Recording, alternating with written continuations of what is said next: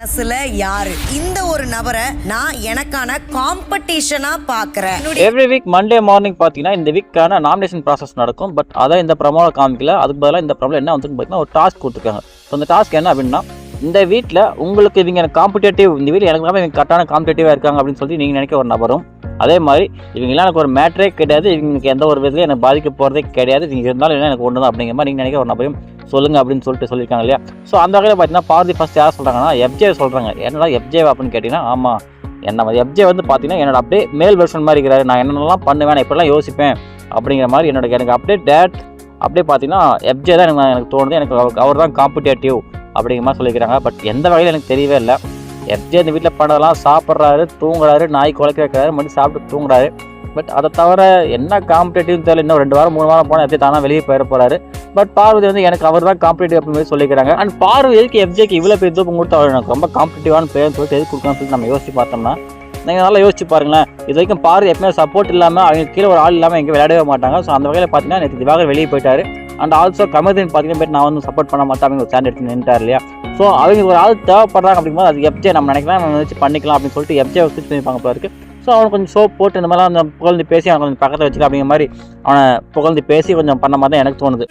On version வந்து FJ அப்படின்னு நினைக்கிறேன். இந்த வீட்டில் இவங்க லிஸ்ட்லேயே கிடையாது. இவங்க இந்த வீட்டில் இருந்தாலும் இல்லைன்னா எனக்கு ஒரு பிரச்சனையும் கிடையாது, இவங்களுக்கு ஒரு காம்படிட்டிவே கிடையாது, இவங்க இந்த கேமியோட கேம் எனக்கு எந்த வகையிலும் பாதிப்பு ஏற்படுத்தாது அப்படின்ட்டு வியானா வந்து ரம்யா ஜோர் சொல்லியிருந்தாங்க.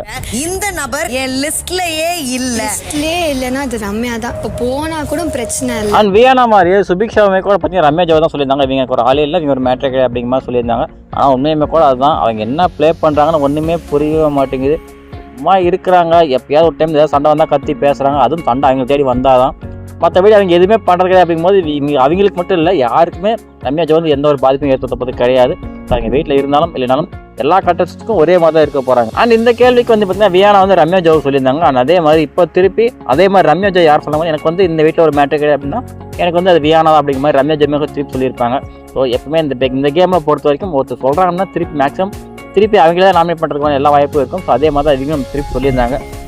நான் இப்படி தான் விளையாடுவேன், நான் ரம்யா சொல்கிறேன். இஸ்லியே இல்லை, இவர் எனக்கு ஒரு ஆள் இல்லைன்னா நான் வியானாவை சொல்லுவேன். ஆனால் அடுத்ததான் சாண்ட்ரா வந்தாங்க. சாண்ட்ரா வந்து என்ன சொன்னாங்கன்னா, நான் சொல்கிறத விட இந்த வீட்டு ஜென்ரலாகவே பார்த்தீங்கன்னா கனி விசஸ் சாண்ட்ரா அந்த மாதிரி தான் பேசிக்கிறாங்க, எனக்கு காம்படிட்டிவ் அவங்க தான் அப்படிங்கிற மாதிரி நிறைய பேர் பேசிக்கிறாங்க. பட் என்னை பொறுத்த வரைக்கும் அவங்க எனக்கு ஒரு மேட்ரே கிடையாது, எனக்கு அவங்க காம்படிட்டிவே கிடையாது அப்படிங்கிற மாதிரி தான் சொல்லு அப்படின்னு சொல்லிட்டு சாண்ட்ரா சொல்லியிருந்தாங்க. ஸோ இந்த ப்ரமோவில் அவ்வளோதான் இருக்குது, எல்லாரும் மற்ற அளவுக்கு சொல்லிட்டு தான் இருக்கிறாங்க. அண்ட் அடுத்த ப்ரமோ ரொம்ப முக்கியமான ப்ரமோ சொல்ல எதிர்பார்க்கேன். ஏன்னா அடுத்த ப்ரமோ வந்து நாமினேஷன் ப்ராசஸ் வரும். ஏன்னா already first promo nomination process வந்திருக்கணும், பட் வரல, ஒரு டாஸ்க் கொடுத்துருக்காங்க. ஸோ நெக்ஸ்ட் ப்ரமோ பார்த்தீங்கன்னா கண்டிப்பாக நாமினேஷன் ப்ராசஸ் தான் இருக்கும். அண்ட் அது ரொம்ப முக்கியமாக தான் பார்க்கப்படுது. அப்படின்னு பார்த்தீங்கன்னா அடுத்த வாரம் வெளியே போகிற ஆள் மேபி கண்டிப்பாக பார்த்தீங்கன்னா அரோரா ஆர் ரம்யா ஜோ 2 பேர் தான் வெளியே போகிறது மேக்ஸிமம் நிறைய வாய்ப்பு இருக்கும். ஸோ அவங்க உள்ள எப்படி நாமினேஷனில் வருவாங்களா, இல்லை இந்த வாரம் நாமினேஷனில் அரோரா வராத மாதிரி அடுத்த வாரம் எக்ஸைட் போவாங்களா அப்படின்னு சொல்லிட்டு நம்ம என்னென்னு வெயிட் பண்ணி பார்க்கலாம். அதுக்கு நம்ம சேனல் சப்ஸ்கிரைப் பண்ணி வச்சுக்கோங்க, வீடியோ லைக் போட்டு விட்டுருங்க. அடுத்த ப்ரமோ வந்து கண்டிப்பாக உங்களுக்கு அப்டேட் பண்ணுறேன். சாண்ட்ரா வர்சஸ் கனின்ற ஒரு ஃபார்மேட் வேறு பண்ணி வச்சுருக்காங்க. இந்த மாதிரி ஒரு நபர் எனக்கு லிஸ்ட்டிலே இல்லை.